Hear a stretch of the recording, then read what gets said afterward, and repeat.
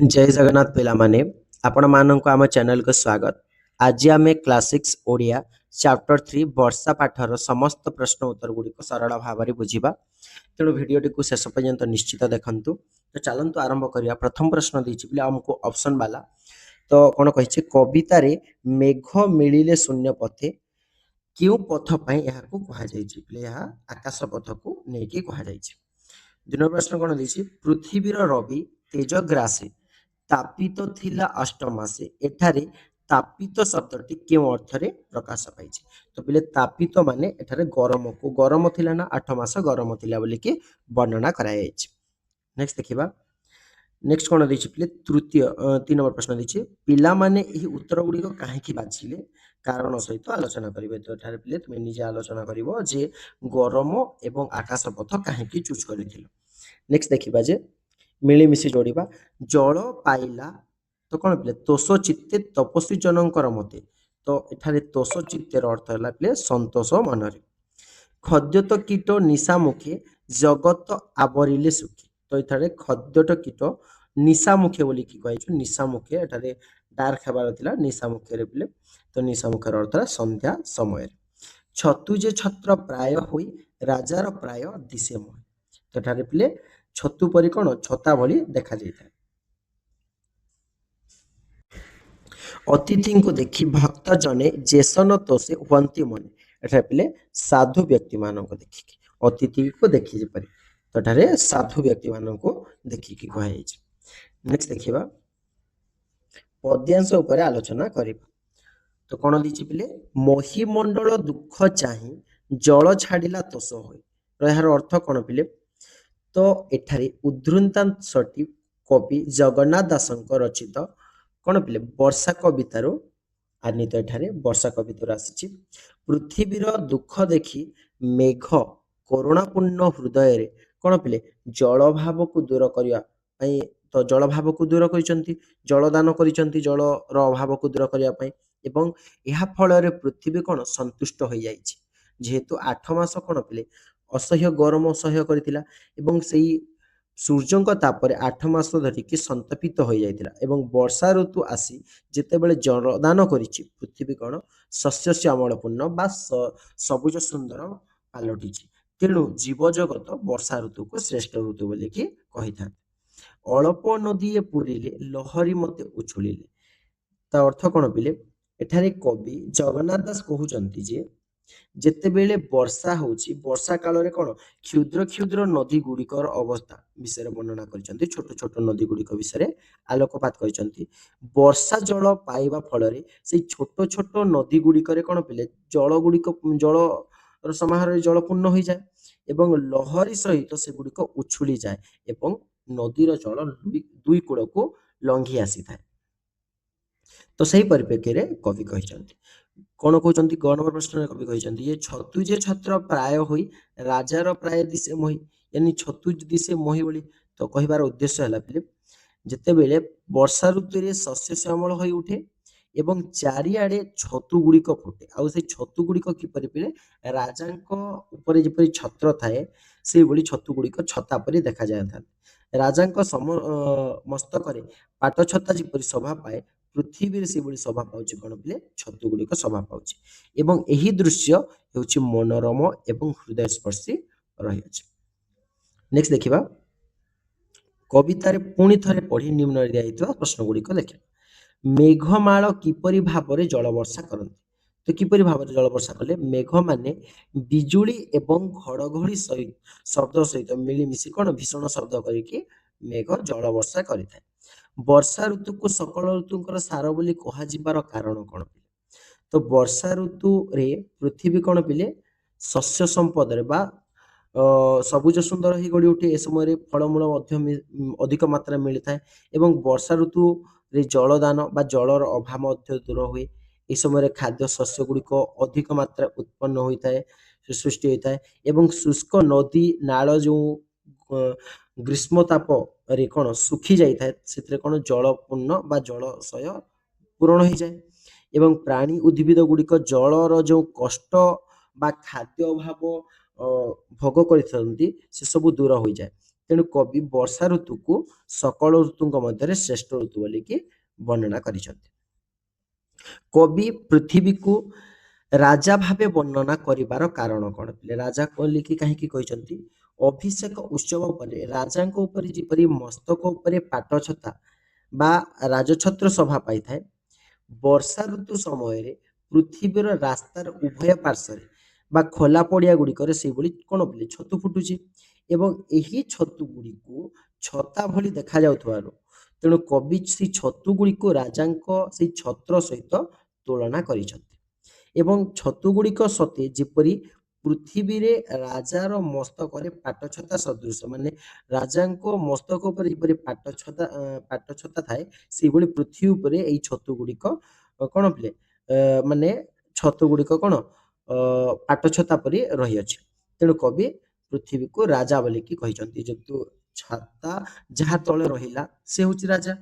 ଏବେ ପୃଥିବୀ ଉପରେ ଛତୁ ଫୁଟୁଛି, ତେଣୁ ପୃଥିବୀ ମଧ୍ୟ ଛତୁ କଣ ଛତୁ ଗୁଡ଼ିକର ପ୍ରଭାବରେ ରହିଲା, ପାଟଛତା ସଦୃଶ ରହିଲା, ତେଣୁ ପୃଥିବୀକୁ ବା ମହିକୁ ରାଜା ବୋଲିକି କବି କହିଛନ୍ତି। ନେକ୍ସଟ ଦେଖିବା ଶବ୍ଦର ଅର୍ଥ ଗୁଡ଼ିକ ଦେଖିବାକୁ କହିଛି।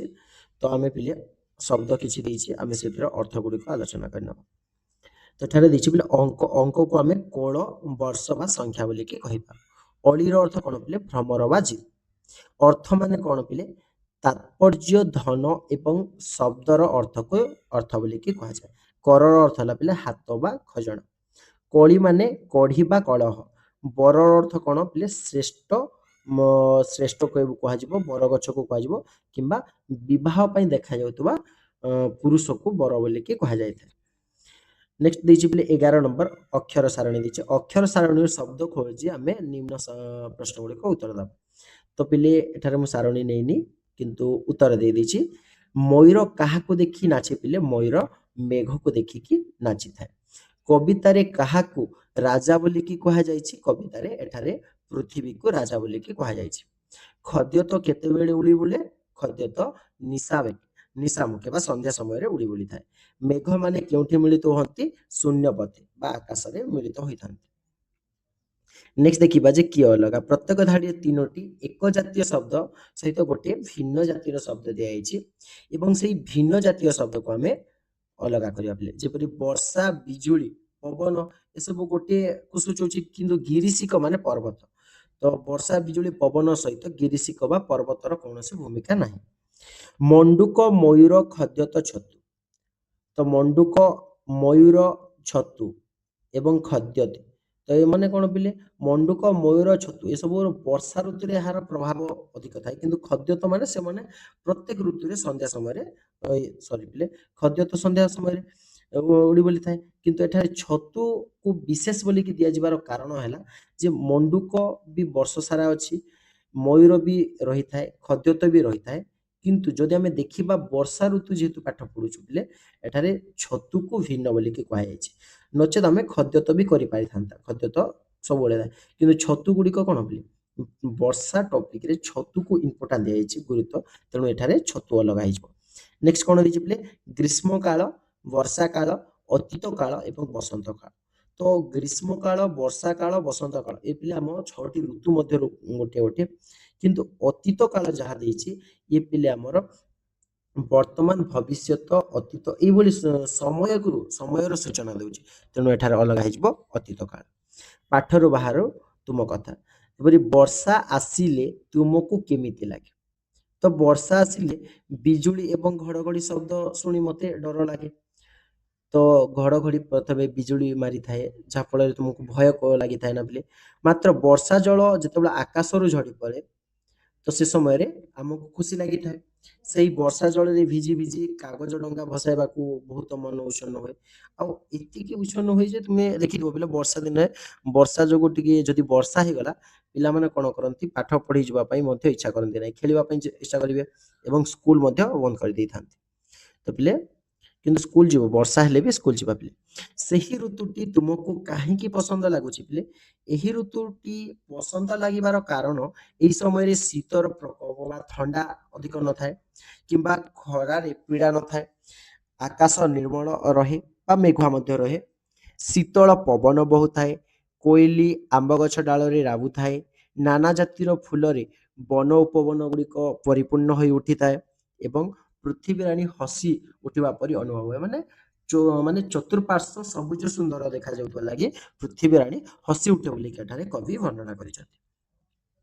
ସମାଚାର ମାଧ୍ୟମରେ କହିଛି ଯେ ପ୍ରତ୍ୟେକ ପାଣିପାଗ ଖବର ବିଭିନ୍ନ ଗଣମାଧ୍ୟମରେ ଯେପରି ଖବରକାଗଜ, ଟେଲିଭିଜନ, ସାମାଜିକ ଗଣମାଧ୍ୟମ ଏସବୁଥିରୁ ଆମକୁ ସୂଚନା ମିଳେ। ମୁଖ୍ୟ ଖବର ଭାବରେ ପ୍ରସାରିତ ହୋଇଥାଏ ଏବଂ ସମ୍ବାଦଦାତା ମାନେ ବନ୍ୟା, ବାତ୍ୟା, ଶୀତ, ବର୍ଷା, ଗ୍ରୀଷ୍ମ ପ୍ରଭାବ ଏସବୁ ବିଷୟରେ ସମ୍ବାଦ ପରିବେଷଣ କରିଥାନ୍ତି। ତ ଏବେ ଦେଇଛି ପିଲାମାନେ ଖବର ପ୍ରସ୍ତୁତି କରିବେ ଏବଂ ଶ୍ରେଣୀ ଶିକ୍ଷକ ଶିକ୍ଷିକା ସେମାନଙ୍କୁ ସେଠାରେ ସାହାଯ୍ୟ କରିବେ ବୋଲିକି କୁହାଯାଇଛି। ସର୍ଜନା କଣ ଦେଇଛି ପିଲେ, ଉପରେ ଦିଆଯାଇଥିବା ଚିତ୍ରଟିକୁ ଧ୍ୟାନ ଦେଇ ଚିତ୍ରଟିର ନାମ, ମାନେ ଏଠାରେ ବୁକରେ ଦେଇଛି ପିଲେ ଚିତ୍ର ଗୋଟିଏ, ସେ ଚିତ୍ରକୁ ଫଲୋ କରିନେବ। ସେ ଚିତ୍ରରେ ପିଲେ କଣ ଦେଇଛି, ନଈ ବଢିର ଦୃଶ୍ୟ ଦିଆଯାଇଛି। ମୁଁ ଏଠାରେ ଚିତ୍ର ନେଇନି, ନଈ ବଢିର ଦୃଶ୍ୟ ଦିଆଯାଇଛି। ନେକ୍ସଟ କଣ ଦେଇଛି, ଠିକ ଉତ୍ତର ପାଖରେ ଠିକ ଚିହ୍ନ ଦିଅ। ବର୍ଷା ଋତୁକୁ କେଉଁ ଋତୁ ଉପରେ ଆସେ? ବର୍ଷା ଋତୁ କେଉଁ ଋତୁ ଉପରେ ଆସେ? ତ ଆମର ଋତୁ 6ଟି ଅଛି, 6ଟି ଋତୁ ମଧ୍ୟରେ ଆମେ 3ଟି ଋତୁ ଅନୁଭବ କରୁଛୁ, କିନ୍ତୁ ବର୍ଷା ଋତୁ କେଉଁ ଋତୁ ପରେ ଆସେ? ମାନେ ପ୍ରଥମ ଋତୁ ହଉଛି ଗ୍ରୀଷ୍ମ ଋତୁ, ଗ୍ରୀଷ୍ମ ପରେ ବର୍ଷା ଆସିଥାଏ। ପୃଥିବୀ ସୂର୍ଯ୍ୟଙ୍କ ଉତ୍ତାପରେ କେତେ ମାସ ଉତ୍ତପ୍ତ ଥିଲା? ତ ପୃଥିବୀ ସୂର୍ଯ୍ୟଙ୍କ ଉତ୍ତାପରେ 8 ମାସ ଉତ୍ତପ୍ତ ଥିଲା। ଗିରି ଶିଖରରେ ଥାଇ କିଏ ମେଘକୁ ଚାହିଁ ନୃତ୍ୟ କରେ? ମେଘକୁ ଦେଖିକି ମୟୂର ନୃତ୍ୟ କରିଥାଏ। କବିତାରେ କିଏ ଉଛୁଳିବା କଥା କୁହାଯାଇଛି? ଏଠାରେ କିଏ ଉଛୁଳିବ ପିଲେ? ଅଳପ ନଦୀ, ମାନେ ଛୋଟ ଛୋଟ ନଦୀ ଗୁଡ଼ିକ ଉଛୁଳିଥାଏ। ଭକ୍ତଜନ ମାନେ କାହାକୁ ଦେଖି ଖୁସି ହୁଅନ୍ତି? ଅତିଥି ମାନଙ୍କୁ ଦେଖିକି ଖୁସି ହୋଇଥାନ୍ତି। ଏବେ ଦେଇଛି ସଂକେତ ପରେ ଉତ୍ତର ଦିଅ। ତପସ୍ୱୀ କେତେବେଳେ ସୁଖୀ ହୁଅନ୍ତି? ତପସ୍ୱୀ ମାନେ ଯେଉଁମାନେ ତପସ୍ୟା କରନ୍ତି ସେମାନେ କେତେବେଳେ ସୁଖିବେ?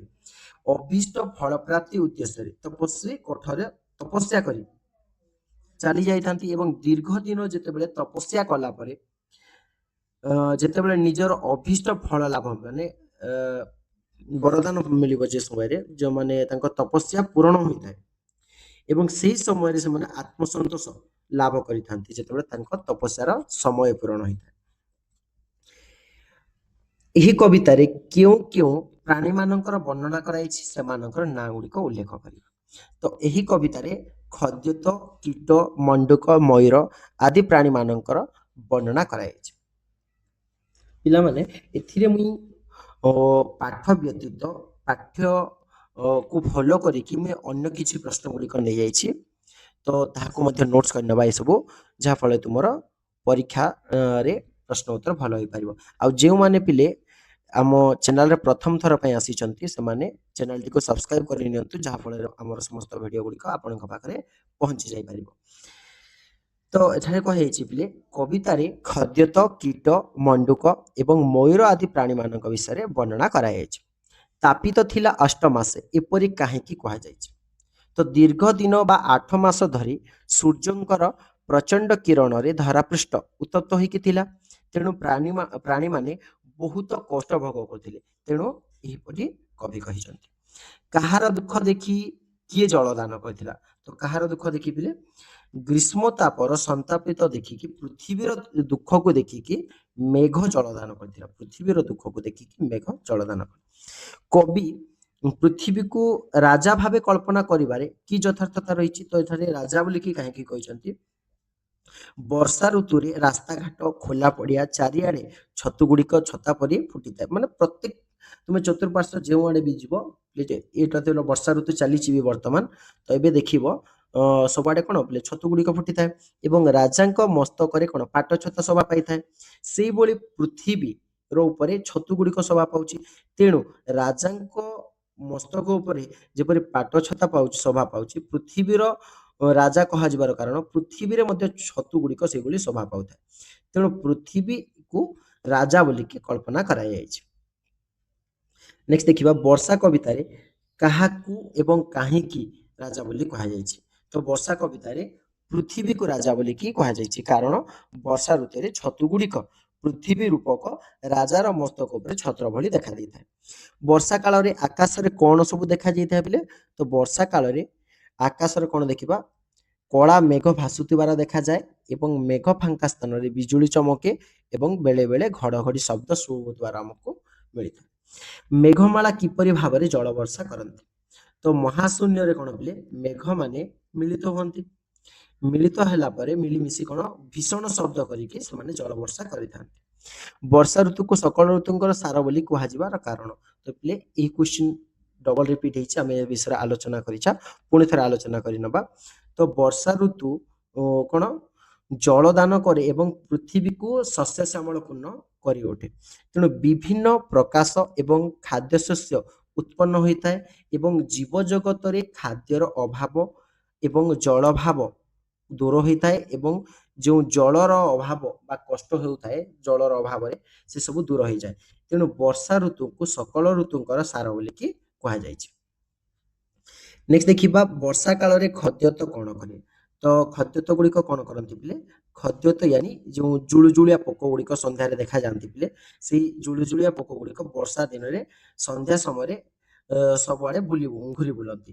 ଏବଂ ସେମାନେ ମିଞ୍ଜି ମିଞ୍ଜି ଆଲୁଅରେ କଣ ମେଘୁଆ ସନ୍ଧ୍ୟା খুব ସୁନ୍ଦର ଦେଖା ଦେଇଥାଏ ସରଳ ଭାଷାରେ ବା ସରଳାର୍ଥ ଲେଖିବା ତ ଏଠାରେ କଣ ଦେଇଛି ପିଲେ ତ ପ୍ରାଣୀ ଜୀବନ ଜଳ ରାଶି କରୁଣା ଚିତ୍ରରେ ବରସେ ତ ଏଠାରେ ପିଲେ ପ୍ରାଣୀ ଜୀବନ ଲେଖି ନେବ ଡଟ ଡଟ ଦେଇକି ତାପରେ ବରସି ଲେଖି ନେବ ତ ଏଠାରେ ଲେଖିବା ଯେ ଉଦ୍ଧୃତାଂଶଟି ଜଗନ୍ନାଥ ଦାସଙ୍କ ରଚିତ କବିଙ୍କ ବିଷୟରେ ଲେଖିବ ବର୍ଷା ପଦ୍ୟରୁ ଉଦ୍ଧୃତ ଏଠାରେ ଜଳ ସହିତ ପ୍ରାଣୀ ମାନଙ୍କର ଜୀବନର ଯେଉଁ ନିବିଡ଼ ସମ୍ପର୍କ ରହିଛି ଗଭୀର ସମ୍ପର୍କ ଗଢି ଉଠିଛି ତାହାକୁ କବି ସୁନ୍ଦର ଭାବରେ ଏଠାରେ ବର୍ଣ୍ଣନା କରିଛନ୍ତି ବର୍ଷା ଆସିଲେ ପୃଥିବୀର କଣ ପିଲେ ଦୁଃଖ ଦୂର ହୋଇଯାଏ ଯେଉଁ ଜଳର ଅଭାବ ମଣିଷକୁ ରହିଥାଏ ସେ ସବୁ ଦୂର ହୋଇଯାଏ ଏବଂ 8 ମାସ ଧରି ସୂର୍ଯ୍ୟଙ୍କ ତାପରେ ଶୁଖିଲା ପଡିଥିବା ମାଟିରେ ଯେତେବେଳେ ବର୍ଷା ଜଳ ପଡିଥାଏ ତାହା ଉର୍ବର ହୋଇଯାଏ ଏବଂ ଫଳରେ ପୃଥିବୀ ଶସ୍ୟ ଶ୍ୟାମଳ ହୋଇ ଉଠେ ଏବଂ ଜଳ ବିନା ଜୀବନ ଧାରଣ ଯେହେତୁ ସମ୍ଭବ ନୁହେଁ